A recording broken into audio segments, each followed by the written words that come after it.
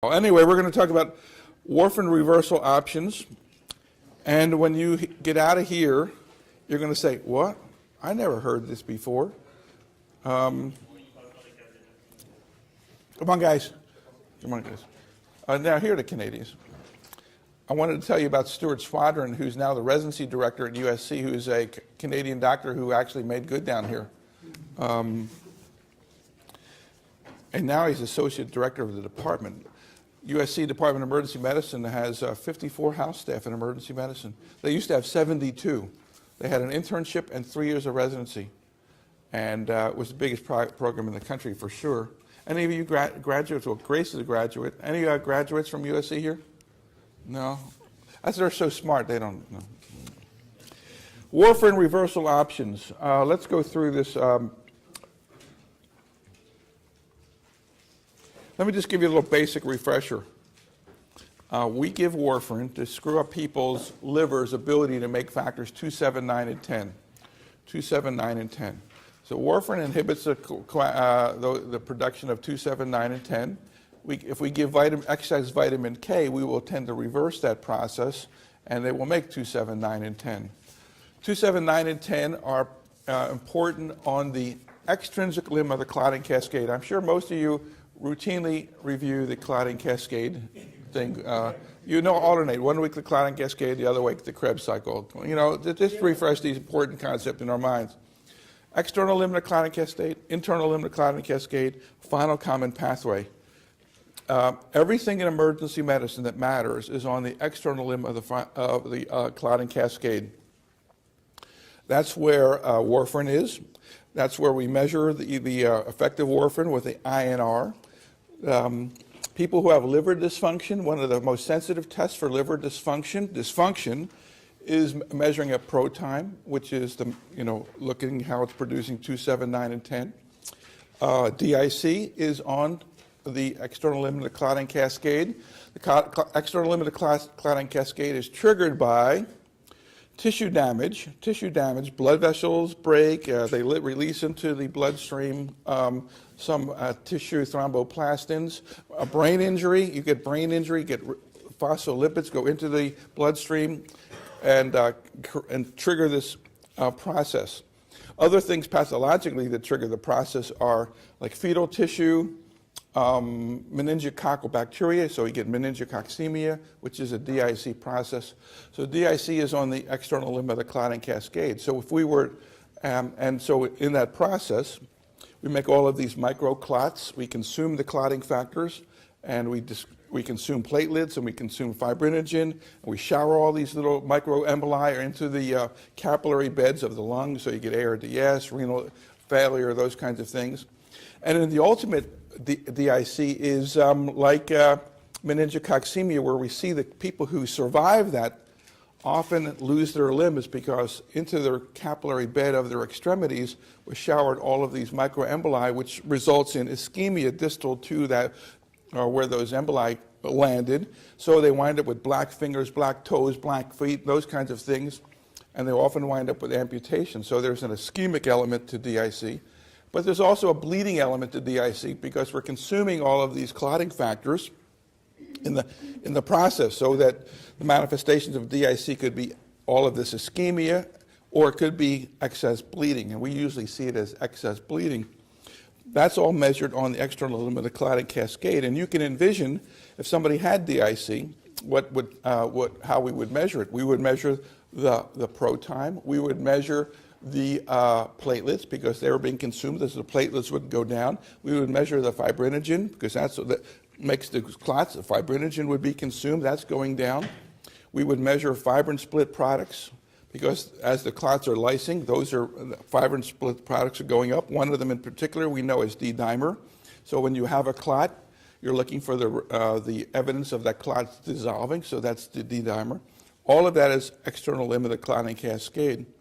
Internal limb of the clotting cascade is about platelets recognizing when they're not in the lumen of a blood vessel that they start triggering the internal limb of the clotting cascade. So that platelets are about the internal limb of the clotting cascade. Like in the setting of a heart attack, you have that plaque ruptures. blood starts going into the subendothelial tissue. Platelets look around. Frank, I don't think we're in the lumen anymore. They trigger the internal limb of the clotting cascade. Internal limb of the clotting cascade is screwed up by heparin, measured by the PTT. The only other pathologic processes that we really deal with on the internal limb of the clotting cascade are hemophilia, factor 8, hemophilia A, factor 8, hemophilia B, factor 9, and von Willebrand's disease. Von Willebrand's disease is another one of these fairly uncommon, particularly in terms of clinical manifestations of bleeding.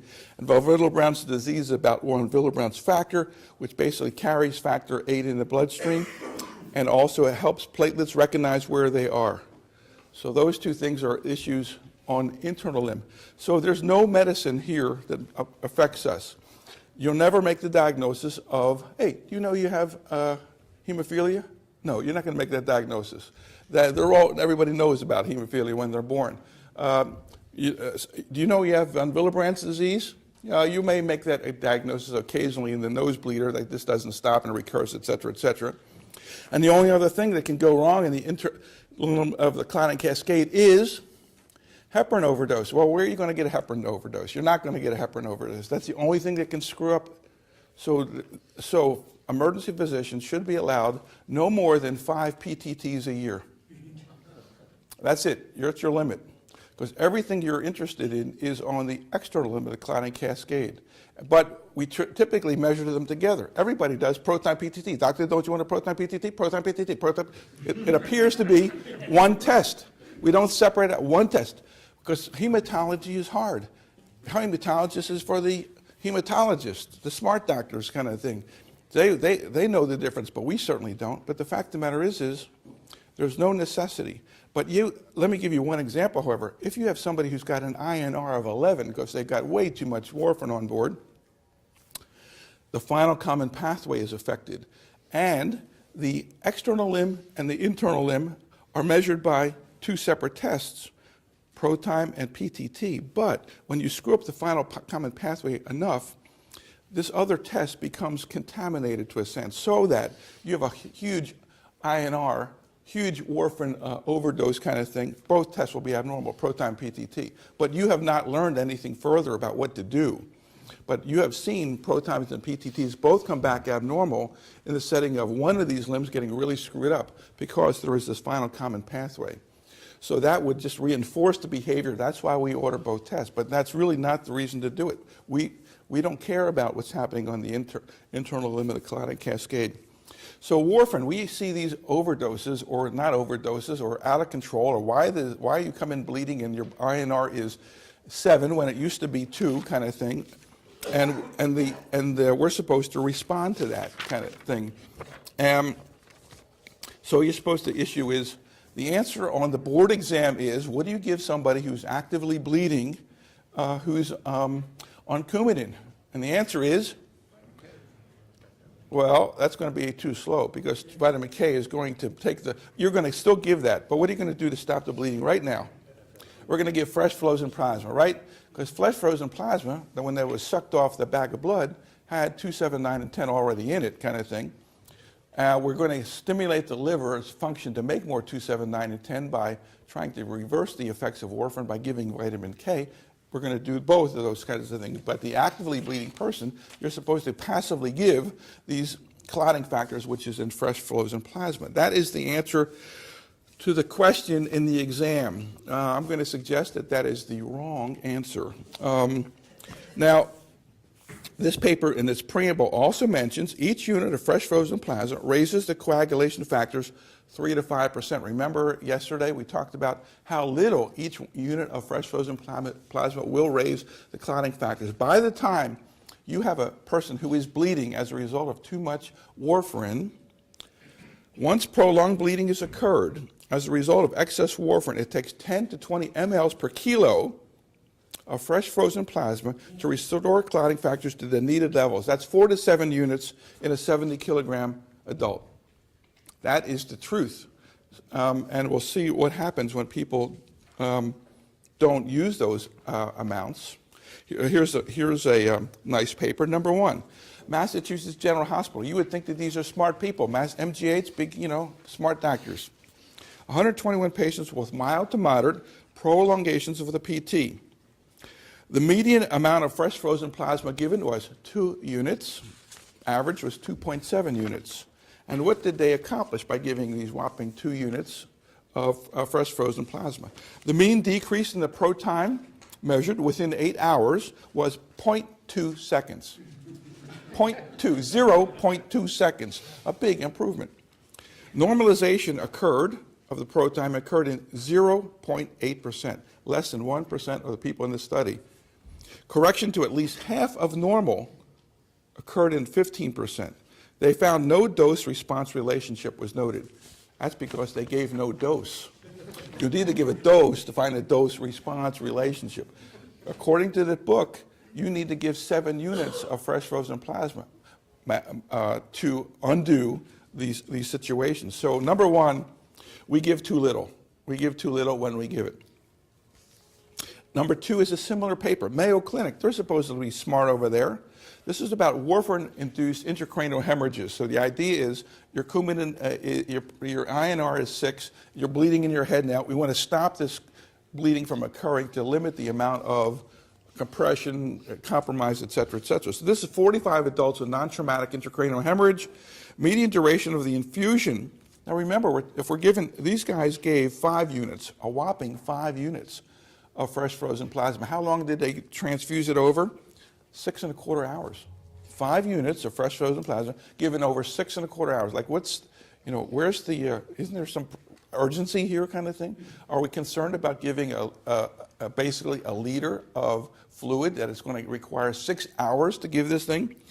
What about the time to normalize the INR? 30 hours. 30 hours. Everybody said, no, you just give the fresh frozen plasma and you're done. No, that's not true, and I'll show you paper after paper after paper. So the next question is there some other option?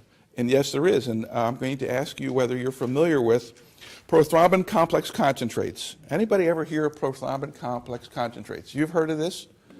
And do you have it available at your hospital? I looked into it. It's very expensive, and they say we're a small hospital too. Small hospital, that means you can't come in there with bleeding due to warfarin.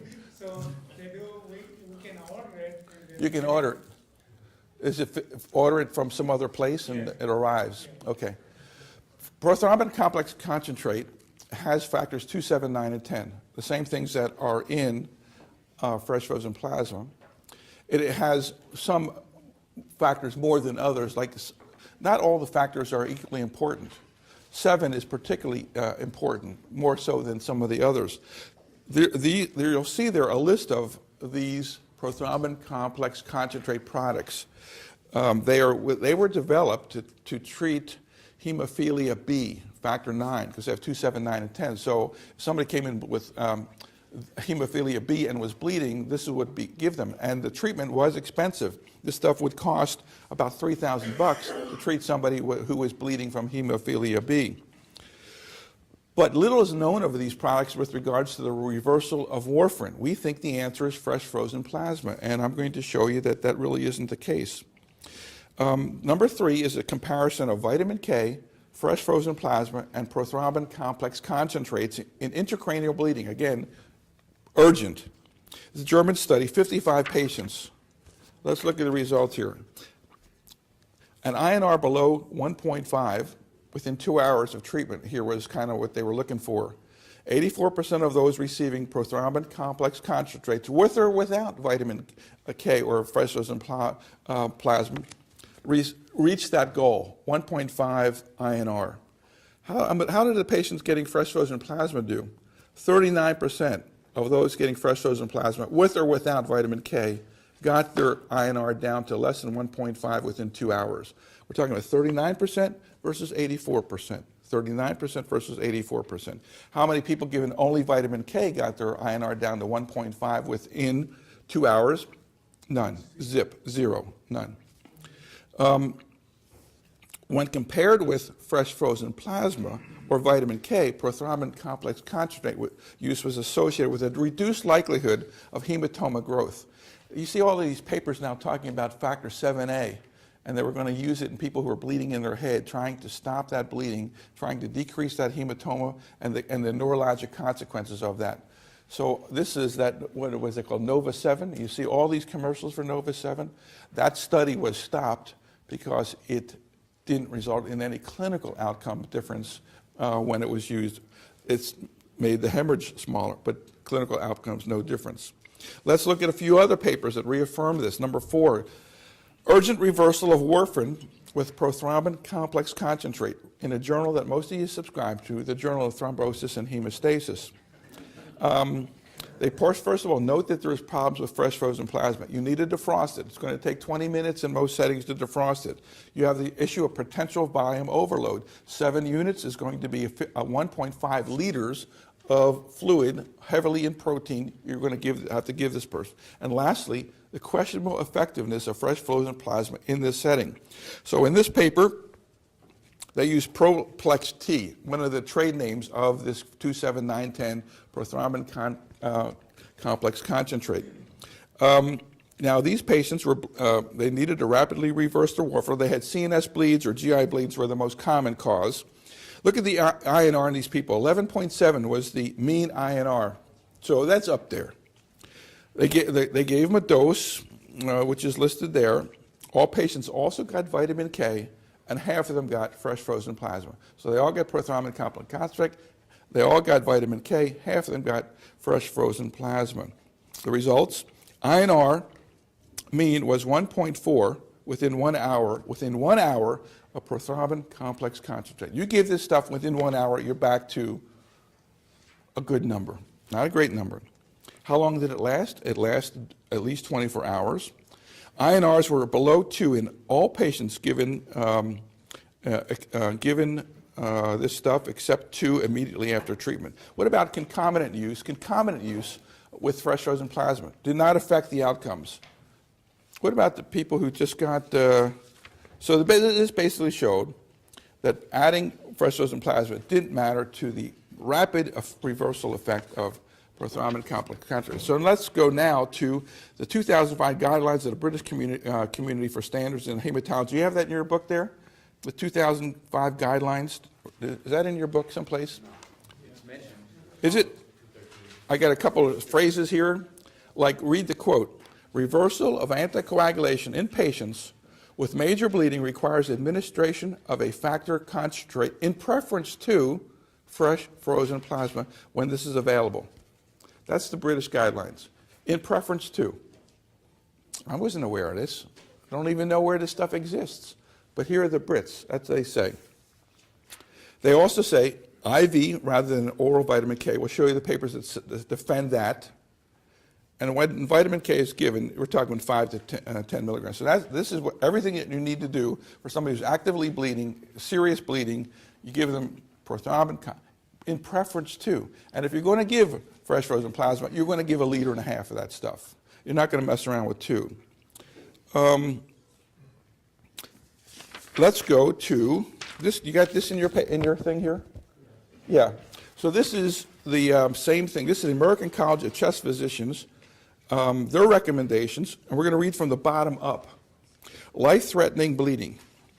Hold warfarin, good idea. Give prothrombin complex concentrate, supplemented with vitamin K, 10 milligrams by slow IV infusion. You can give recombinant factor 7A, which is, that other stuff we were talking about. Do you see anything about fresh frozen plasma in life-threatening bleeding there? Not mentioned at all. Not mentioned. Now here, the Brits say to do it, and here is the American College of Chest Physicians. Yet, if I ask you, your hospital got any of this stuff? The answer is, I don't know. So I asked at our hospital, where is our prothrombin complex concentrate being kept?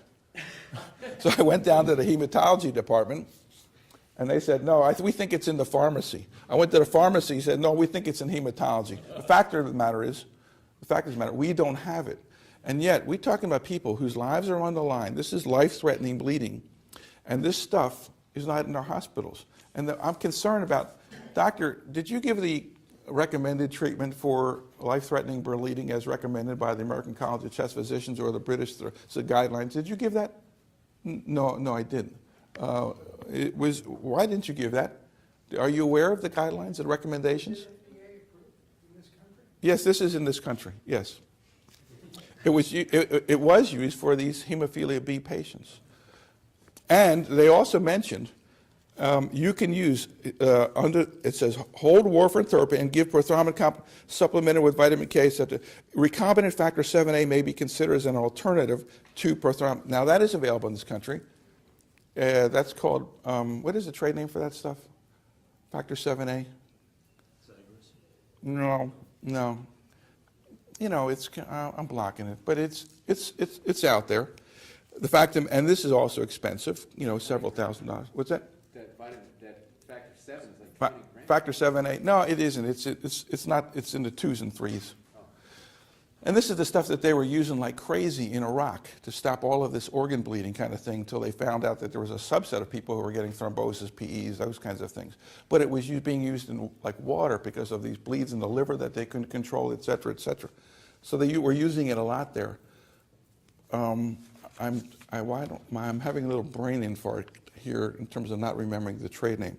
But the fact of the matter is that factor 7A is disproportionately important out of the 2, 7, 9, and 10 kind of thing in terms of getting this whole thing going. So this is two organizations talking about what to do in life-threatening bleeding, and nobody in the United States is aware of this is one of the interesting parts about guidelines. People spend a lot of time making guidelines, get all these smart people around, do a literature review. This is what they come up with. If you don't disseminate the guidelines, then how can you be held to them if nobody knows about them kind of thing? And it's impossible to remember all of this stuff. You'd have to walk around with some kind of textbook or some kind of PDA that has all of these little things in there to refer back to periodically. The Wells rules for PE, the Wells rules for DVT, the Hoffman rules for neck, and the Ian Steele rules for neck. How are you going to remember all that stuff unless you got to, maybe the Canadians remember Ian Steele rules because they probably have to up there. But, it's impossible to remember all of these guidelines without some kind of point of care opportunity to refresh your mind, because if you're going to rely on your memory, it's not going to work. But in any case, Nova 7, there you go. Thank you very much. I appreciate that. Nova 7, you've seen the commercials and the ads for it kind of thing. The idea was to stop the brain bleeds in all of these warfarin cases. Stop the bleeds, but didn't change the outcomes. Number 5 is an interesting thing. Somebody comes into the ER and they basically are on warfarin. They're there for a sprained ankle. They're on warfarin. Should you be measuring their pro time just because you can? Well, this paper says, yes, it's very strange. 782 patients just coming into the ER who were on warfarin.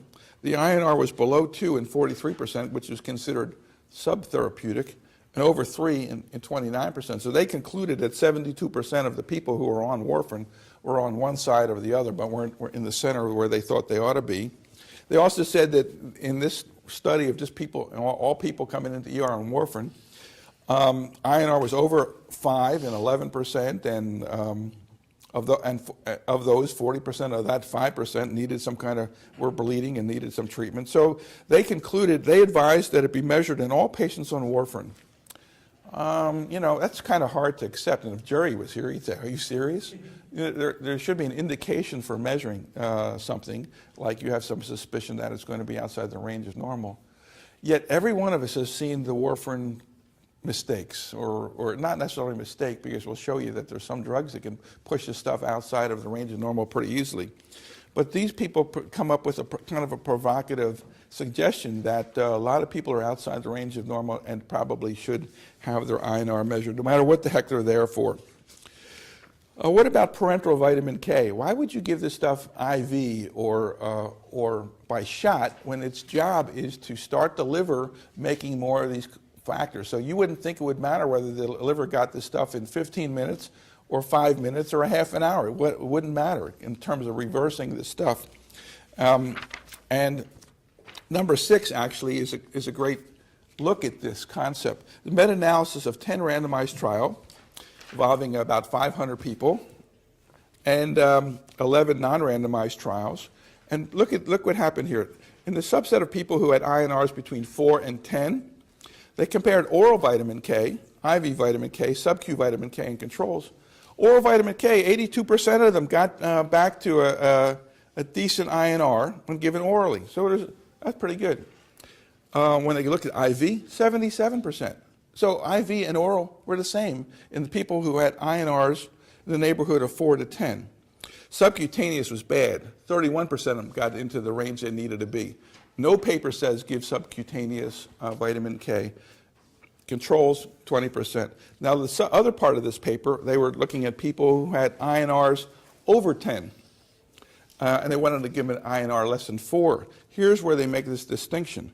They gave them oral vitamin K. 52% of the people got to back where they needed to be. When they gave them IV vitamin K, 70%. So in the people who are really out there, INR over 10, there was a difference between oral and IV in this paper. So this may justify why the American College of Chest Physicians say, give this stuff orally, just like the British guidelines say, give this stuff IV, versus just as the British guidelines say, give it IV rather than oral.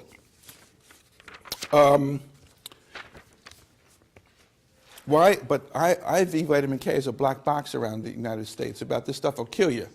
So despite the fact that both of those groups said give it IV, 5 to 10 milligrams IV, this paper number 9 is an extensive review of the risk of giving IV vitamin K. And it makes it clear that this is a really uncommon kind of situation. And as such, they say limited the use of IV vitamin K to severe hemorrhage. That's agreed to by these other guidelines. If you get into trouble, say, listen, I followed the guidelines, American College chest physician kind of thing, because the patients seem to do a little bit better when they're particularly high up on their INR. I don't want to go through all of this piss about backing off on vitamin K, lowering the dose of vitamin K, those kinds of things. You can kind of go over that yourself should you choose to in terms of people who come in and you randomly measure their INR, and it turns out to be 6, and what do you do about it when they're there for an ankle sprain kind of thing? Those guidelines, both the British and the American guidelines, are there. And both of them say don't be too commando about changing doses and those kinds of things. The last thing I want to mention is paper 13. And this was covered in last year's course about weird side effects of antibiotics. This is from the Denver VA. They gave antibiotics to people and measured their INR. INR increased by 0.5 with azithromycin. INR increased by 0.8 with Levaquin. It went up 1.8 with Bactrim, trimethoprim, sulfamethoxazole. 1.8 increase in INR. That's going to take virtually everybody outside the therapeutic range who is in it. And now that we're giving a lot of Bactrim out for this abscess here and that abscess there kind of thing, so it's an interesting concept. Elevations above the therapeutic range, a third with azithromycin, 40% with Levaquin, 69% with trimethoprim sulfamethoxazole. Basically, it seems like it's too bad to be true. But this is something that you may consider as causes for people to be outside the therapeutic range because their doctor put them on Bactrim for the urinary infection that they had, and now they're outside. Because we all see people who are outside who weren't outside before. You know, from what we're talking about, we do, if somebody on Coumadin, their 9 hours, you can put them on back, this point, follow up with the primary doctor. The other big, for me, I do long-term care, so I have a lot of patients on Coumadin cyclotine. It's as bad as Bactrim ever would be. In terms of raising the INR is basically up. But most of us don't give diflucan, but a lot of us give Levaquin, Cipro, Bactrim, that kind of stuff. And we should be aware that it can do this. Bactrim causes renal failure, can cause renal failure as well. Bactrim can cause renal failure? I wasn't aware of that. Dramatically so. In Really? some cases, yeah. And the bonus fact for this month, the course is, where did the name Warfarin come from? Anybody? Wharf rats. What? Wharf rats? Wasn't it originally developed as a treatment, as a rat poison? Wisconsin Alumni Research Foundation. So at the University of Wisconsin, the cows were eating the silage. The cows started having black and blue marks all over the place. And the doctor said, what's going on here? They did some tests and determined that the bad silage was generating this coumarin product kind of thing. And it was licensed to DuPont, which then made it generically called Coumadin. And the University of Wisconsin continues to get royalties from DuPont because it discovered from the bad silage that the cows were eating that got the black and blue marks, warfarin. That's no extra charge for that. That's good cocktail party conversation. That'll drive anybody away from you who you were talking to, kind of thing.